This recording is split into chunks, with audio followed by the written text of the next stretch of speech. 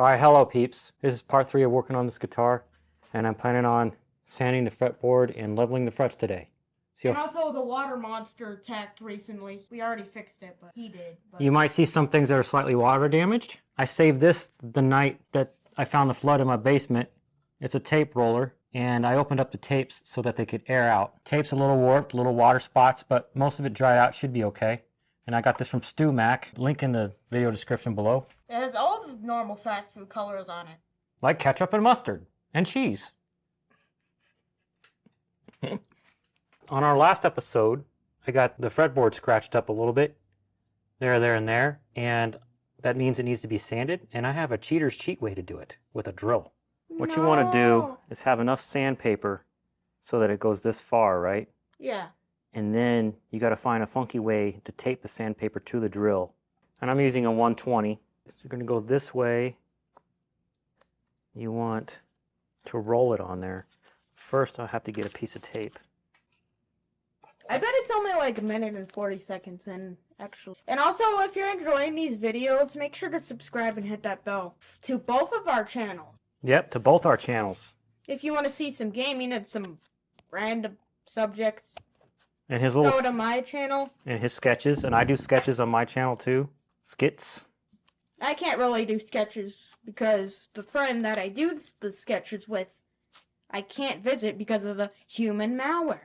Alright, you see how I have taped the sandpaper to the drill bit, and I'm going to roll it up all the way. And now I need another piece of tape. Because it's very thin tape. And, well, no, I need another piece of tape to go around this way. Oh. See what I'm doing? Yep. I get one more piece for the other end. And I've done a guitar once before this way that I actually wanted it scalloped a little bit. What scalloped is a little bit of a scoop so that you can do easier bends. And it's also turned out to be a really easy way for me to sand the fretboard. Okay. Now you see how I put the sandpaper on so that it's counterclockwise. Yeah. So that if I spin clockwise, it doesn't drag the other way and peel it off. Now this is real easy. Now we fixed the camera. By the way, if you have any cracks that you want to fill, you can keep this rosewood dust that's coming out, put it in something like a small container, and then what you do is you push this rosewood dust into the crack, and then you put a drop of super glue on it, wait 5 minutes, and sand it this way. So all the ugly scratches are removed, and now the wood's a little rough because I used the 120 grit sandpaper. I'm going to go in my collection of sandpaper and see what I want to use next. There's this 220 that I'm about to use. And when you do this, you want to try to get up against the edge of the nut, the edge of the frets or whatever, with your thumb. And you're not really pushing that hard. You're just doing a few goes at it. And you move along. And you move to the next one. And you do like the middle and the side where your thumb is. And then you spin the guitar around and do it again on the other sides. All this is doing is getting the edges where the drill couldn't get. And that's it. Now we do. Now you want to push a little bit doing this way, because this is gonna take your anti-grain sanding back out. Now you can see the real use of this tape and why it comes in all these different widths. Because we're about to work on the frets, and you don't want to scratch the wood. The other times I used this kind of tape, and I just kept moving the tape until the tape was all tore up, and then I would put a new piece. And then when you get down to the end, it's a pain in the butt because you have to cut this tape to fit in there. That's why I'm trying this StewMac tape that comes in the different sizes, you know? Like half the thickness of a normal tape. Width. Yeah, it's a bit thicker than a normal tape, right? It's narrower. See that? Yeah, I mean like this. How many pieces of tape it has. Oh, yeah, it looks like it could go on forever. The roll is thick.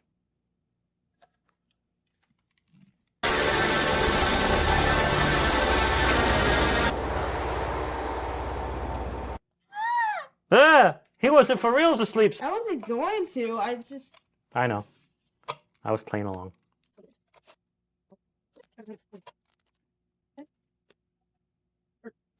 It's only like a 7-minute job, actually. But it makes the job that I'm doing after this go by really fast.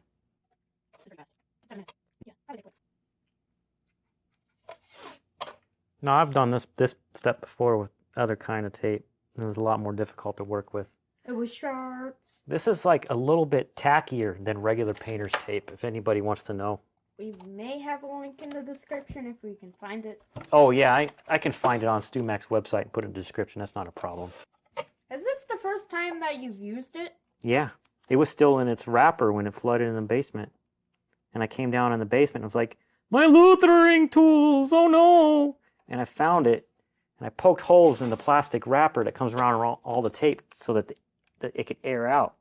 All right, now I'm done taping up the fretboard. Get this file here. And you really only have to hit the ones that hang over the edge. I'm bringing the tape down just enough so I could tell if it's hanging. It might be hard to find them right now because it's so damp in this basement from the flood. It makes the wood swell. But what I can do is... And become fat. Yeah, and become fat. So it needs to go on keto for a few... weeks. Yeah. And not give up on it like a lot of people do.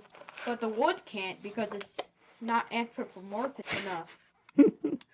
So what's that word mean? Anthropomorphic. Come on, like, they're like animals that act like humans and kind of look like them. That part's done. This is from a company called Baroque, and I learned about this particular tool from another... Yes, they're Baroque, bro. Because they're Baroque. No, they're really good. And I learned about this from another YouTube channel called Guns and Guitars. Do they do anything about guns? That channel, yeah, but I don't watch. I'm not into guns. I'm just wiping off water from the flood. The water sharks! The water sharks. Just like the tape, it has 3 different sizes for different size frets. Now this next tool is called a fret rocker. It's got 1, 2, 3, 4 different sizes. So when you get down here to the smallest one, you rock it back and forth. And if it rocks, that means the one in the middle is higher than the ones next to it. Like this one is rocking a little bit. And this spot right here is completely flat. But it's highly unlikely because how small it is. Now this middle one is way too low. The reason why we're doing this is because we want each fret to be the same level as the one next to it, so that when you're playing, you push down the string in between 2 frets, it's not uneven, and if it's uneven, it will go brrrring. When you're trying to play, it's called fret buzz. Oh, I keep forgetting that these frets have no steel in them. I can't use a magnet. Yeah, they're not magnetic enough. Now I take all this tape off. Off.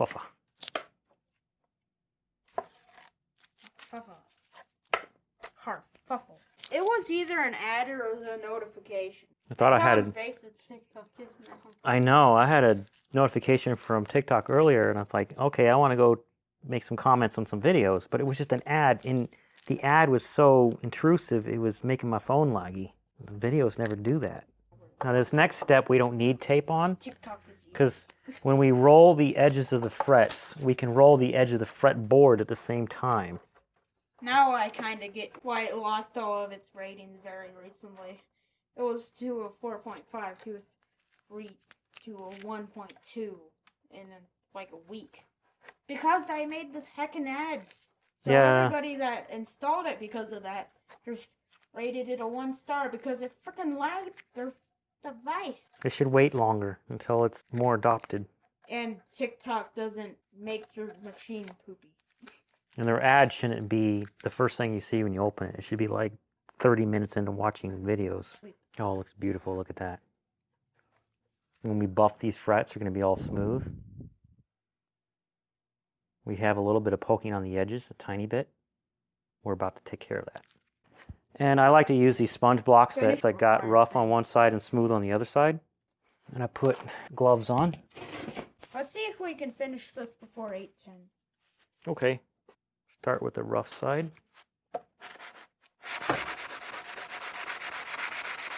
And you don't even have to push that hard. All you're trying to do is make a curved edge. And so you do it at different angles. Now see what it did to the edges of the frets? They're like smooth and harmonious with the edge of the wood now. Oh, that feels so good. Then you turn around and you do the smooth side the same way, just to polish it up. You're not even pushing that hard. Like 30 seconds or something.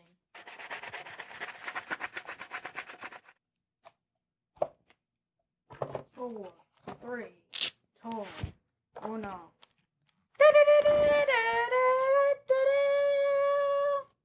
All right, we're all done for today. Fuck off. I don't know what we're doing tomorrow. The next time we work on this, we're gonna do some more. I have to see what happens when this wood dries out first. But all of these frets are smooth. The edges are rolled. The frets are also leveled with each other using a fret rocker. And they've all been crowned. All right, so thanks for watching. Well, this should be about it for this video. Make sure to subscribe to him. I am Elemental Plays, and he is Robert Jene. Bye. I'll have subscribe buttons for both our channels down in this corner. And also, I'll put a video up here, whatever YouTube thinks is good for you, based off. Best for viewer. And then on this corner, I'm going to put the previous video where he and I sanded the frets down to where they're at right now. Bye.